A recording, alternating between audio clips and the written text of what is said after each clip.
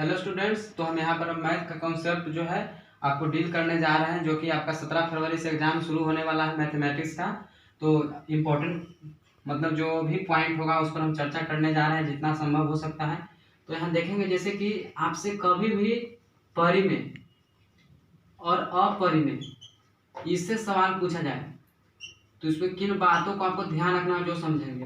परिमेय अपरिमेय कभी भी आपको पहचानने के लिए दिया जाए, जैसे आपको हम दे दे √3, ठीक है, तो आप ध्यान दीजिएगा कि एक बात ध्यान रखिएगा कि जिसका पूरा पूरा वर्गमूल नहीं आएगा वो जो होगा परिमेय नहीं बल्कि अपरिमेय होगा, यानी कि ये आपका जो हो गया अपरिमेय हो गया, ठीक है।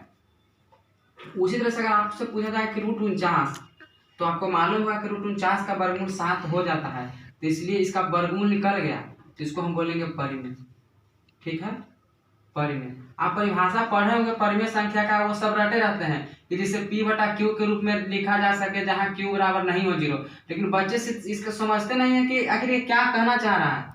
अब समझिए, जैसे मैं दे दूं यहाँ पर आपका 1024, ठीक है, तो 1024 का मालूम होगा कि वर्गमूल 32 होता है, तो इसलिए ये भी जो हो गया आपका परिमेय हो गया।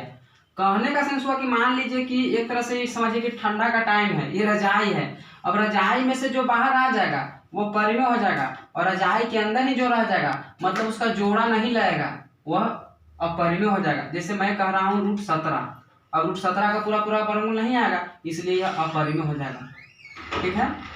हमें दे दिया इस तरह से एक एग्जाम्पल है √75/√48, ठीक है। इस एग्जाम्पल को ध्यान दीजिएगा, काफी इंपॉर्टेंट एग्जाम्पल ये है। इसमें बच्चे अक्सर मारते हैं अपरिमेय, क्या होगा अपरिमेय, कि √75 के भी नहीं निकलेगा, √48 के भी नहीं निकलेगा, लेकिन आपको जान के सर्च होगा कि परिमेय है। अब लग रहा हो कि कैसे परिमेय, जो समझिए √75 है, ठीक है, और नीचे √48 है, तो देखिए जब दोनों ऊपर भी रूट है नीचे भी रूट रहे तो पूरा के हम रूट लिख देते हैं। जब नीचे भी रजाई ओढ़ा हुआ है ऊपर भी रजाई ओढ़ा हुआ है तो पूरा को रजाई हम ओढ़ा दिए, इसमें क्या दिक्कत है। अब आप ही बताइए, 25 ये 75 है, 48 है, तो हम इसको क्या करते हैं कि 3 से काट देते हैं, तो 25 दिया 75, कितना हो गया ये 3 से 16 थी 48, 25/16। और आप ही बताइए कि 25 का वर्गमूल 5 होता है, 16 का वर्गमूल 4, तो 5/4, ये तो हो गया परिमेय संख्या। ये तो केवल भेष बदला हुआ था रूप, तो आप इससे भी सावधान रहेंगे कि रूप बदले रहेगा, आपको लगेगा कि अपरिमेय है तो एक बार जो है आपका कैलकुलेशन करके आपको देख लेना होगा कि वास्तविक में अपरिमेय है। ऐसे प्रश्नों में आप गलती नहीं करिएगा, ठीक है। तो हम उम्मीद करते हैं कि परिमेय और अपरिमेय से जो है आपको पॉइंट क्लियर हो गए होंगे, ठीक है।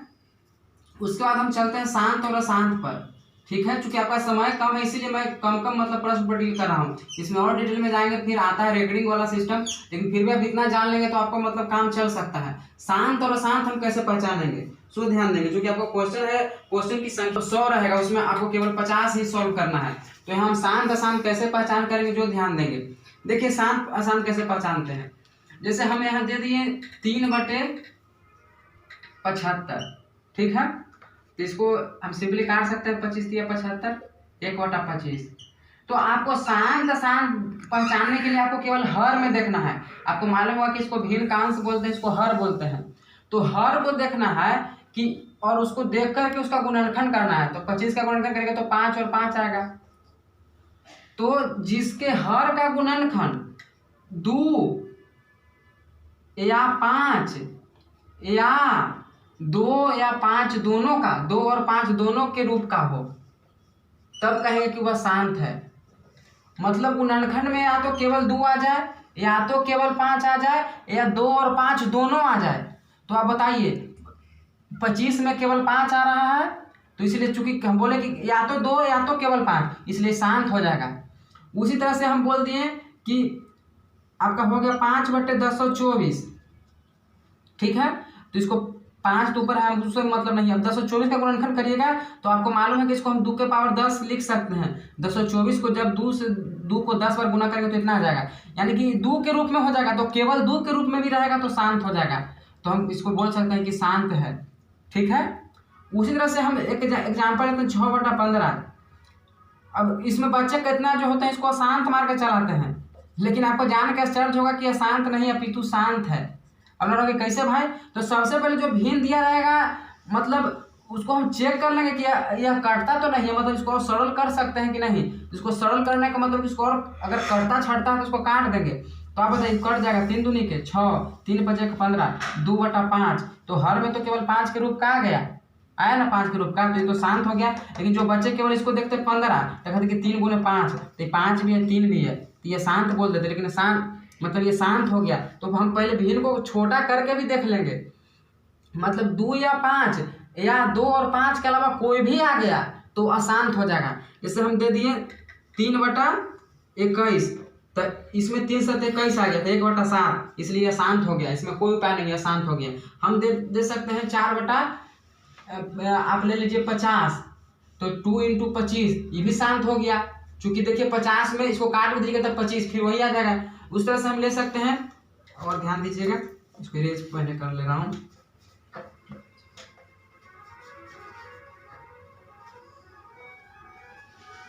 एक एग्जाम्पल और ले लीजिए, जैसे हम ले लेते हैं आपका 7/343, ठीक है। अब इस देखेंगे कि कटता है कि नहीं, तो काट से देख लेंगे 7 से कटता है कि नहीं। सबसे पहले तो 7 चौके 28, तो कट जाएगा 49 मरतबे, देख लीजिए 7 चौके 28, 6 7 63, यानी कि 1/49। और 49 को क्या लिख सकते हैं 7 × 7, तो ये तो 7 के फॉर्म में आ गया। हम बोले कि या तो केवल 2 रहे या 5 रहे, या 2 या 5 दोनों रहते हैं, तो 7 आ गया ना, तो 2 है ना 5 है ना 2 5 दोनों है, यानी कि यह अशांत हो गया। तो हम उम्मीद करते हैं कि शांत और अशांत, परिमेय और अपरिमेय, इसमें अब आपको डाउट मतलब लगभग नहीं होगा, जहां से कि आपको प्रश्न आ जाएगा। मतलब मीडियम लेवल का जो प्रश्न आएगा वो आप आसानी से बना सकते हैं।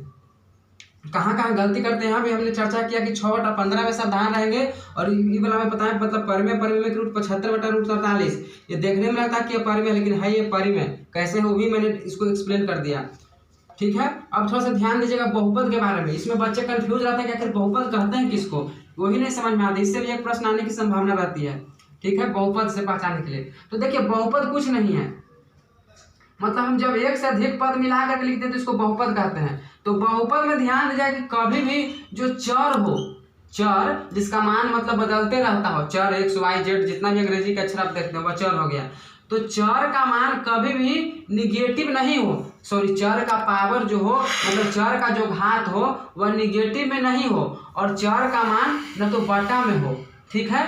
ये होगा तो ये बहुपद नहीं होगा। जैसे हम लिख दिए 1/x + x² + 7, तो ये देखिए इसमें चर का मान क्या हो गया x, ये बटा में आ गया ना, और इसको ऊपर भेजेंगे तो x के पावर -1 लिख सकते हैं, इसलिए ये बहुपद नहीं होगा, ठीक है।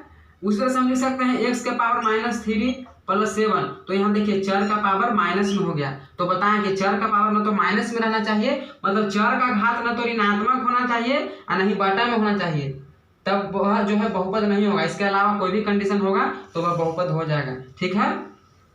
बात समझ में आ गई होगी अब। तो उम्मीद करते हैं कि अब बहुपद भी आप आसानी से पहचान सकेंगे, ठीक है। तो उम्मीद करते हैं दोस्तों कि आपको काफ़ी हेल्प देगा, और आगे भी हम इस तरह से अब कंसेप्ट लेकर के आएंगे।